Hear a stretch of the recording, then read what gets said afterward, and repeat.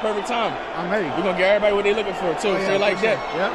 Let's get that money. Setelah 3 bulan penuh drama, perang urat saraf di media, hingga konflik hukum internal yang mengejutkan dunia tinju, pertarungan super di kelas menengah ringan atau 154 antara Vergil Ortiz Jr. dan Jaron Boots Ennis akhirnya dikabarkan sebentar lagi akan menjadi kenyataan.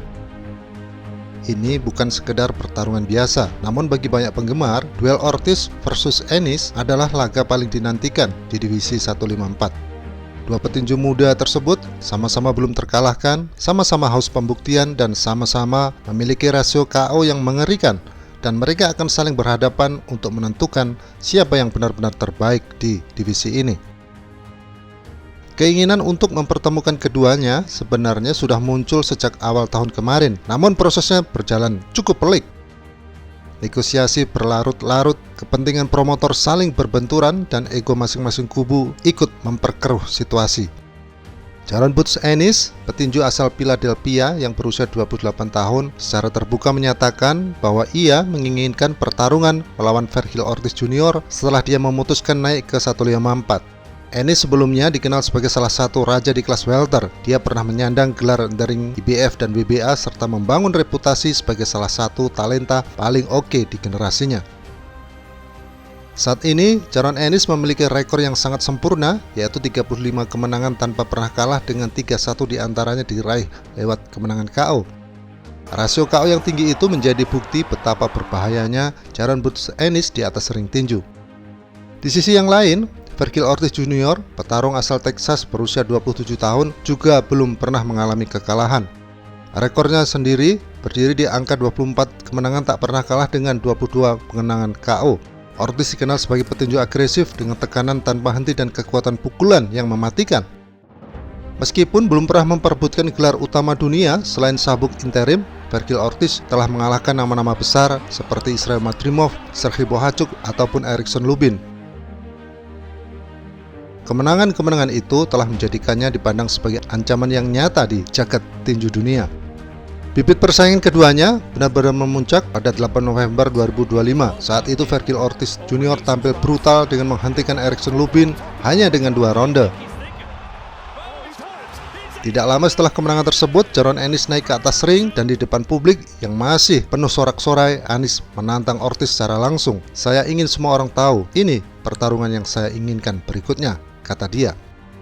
Momen tatap muka itu langsung viral. Tatapan tajam, adu mulut singkat, dan gestur penuh percaya diri dari keduanya membuat publik yakin bahwa duel besar itu akan segera terjadi. Namun demikian, kenyataan tidak membenarkan akan hal itu. Masalah mulai muncul ketika Oscar De La Hoya, pemilik Golden Boy Promotion yang menaungi Ortiz, menyatakan bahwa petinjunya adalah yang paling lebih terkenal atau pihak utama dalam pertarungan itu. Artinya, Ortiz dianggap memiliki nilai jual lebih tinggi dan berhak atas membagikan keuntungan yang lebih besar. Pernyataan tersebut menambah ketegangan di meja negosiasi. Situasi pun semakin rumit ketika Vergil Ortiz Jr. justru melayangkan tuntutan hukum terhadap promotornya sendiri, Golden Boy Promotion. Gugatan itu bertujuan untuk membatalkan kontrak promosinya. Langkah Ortiz mengejutkan banyak pihak, namun salah satu sumber internal dari mereka menyebutkan bahwa tindakan tersebut berkaitan dengan keinginannya agar pertarungan melawan Jaron Ennis bisa segera terrealisasi tanpa hambatan kontrak. Drama ini pun sempat membuat banyak penggemar khawatir jika duel mereka akan kembali gagal terwujud. Di tengah kebuntuan, platform streaming DAZN mengambil sikap tegas. DAZN dilaporkan tidak tertarik membiayai pertarungan lain untuk Ortiz maupun Ennis selain duel 1 lawan 1 di antara mereka. Sikap ini pun menjadi titik balik yang sangat penting. Artinya jelas, jika ingin tampil dan disiarkan, maka Ortiz dan Ennis harus saling berhadapan. DAZN tidak akan mendukung laga alternatif melawan petinju-petinju yang lain. Tekanan tersebut memaksa kedua kubu kembali ke meja permainan dengan pendekatan yang lebih realistis. Sumber dari kedua pihak menyebutkan bahwa negosiasi kini telah memasuki tahap akhir dan kesepakatan pun semakin dekat. Awalnya pertarungan ini ditargetkan berlangsung pada akhir Maret, namun jadwal tersebut sedikit digeser ke April 2026 dan lokasinya tetap direncanakan di Las Vegas, Nevada yang merupakan salah satu kiblat tinju dunia. Jika resmi ditandatangani, maka April 2026 ini berpotensi menjadi bulan bersejarah khususnya bagi divisi 154.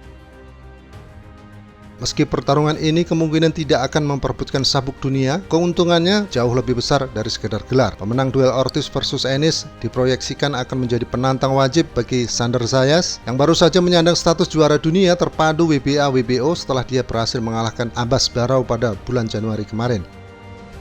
Zayas sendiri pun saat ini juga tengah naik daun, bahkan sempat tampil di panggung halftime Super Bowl LX bersama mega bintang Bad Bunny. Popularitasnya pun sedang melesat dan ia menjadi wajah baru di 154. Dengan demikian, Ortiz versus Ennis tentu saja bukan hanya soal gengsi. Ini adalah salah satu eliminator tidak resmi untuk menentukan siapa yang pantas menjadi penantang utama dan mungkin wajah berikutnya di 154. Bagi Jaron Ennis, pertarungan ini juga soal reputasi. Bagian penggemar sempat menuduhnya jika dia menghindari Ortiz. Label penakut mulai beredar di media sosial kala itu, dan menanggapi hal itu, Ennis menegaskan sikapnya.